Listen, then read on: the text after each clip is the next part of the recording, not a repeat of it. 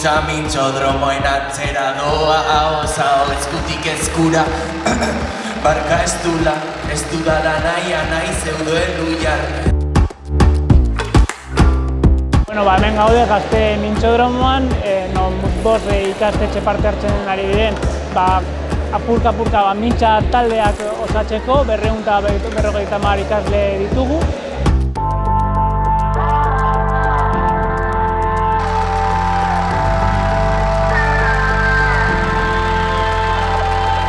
Hemen egongo gara euskara zertzeko eta euskarari buruz mintzatzeko eta osatzeko.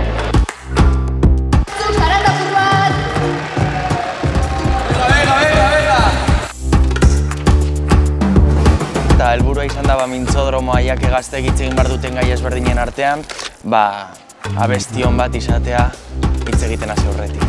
Hoize. Mila esker datorren urtera arte peña. Pipim, gero arte.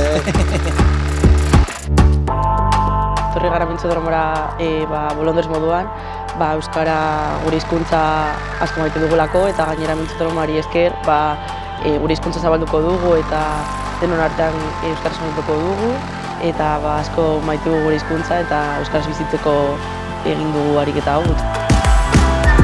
Mila esker talde sare sozialak hor dituzue galderak, zeuen artean hitz egin 15 minututxik.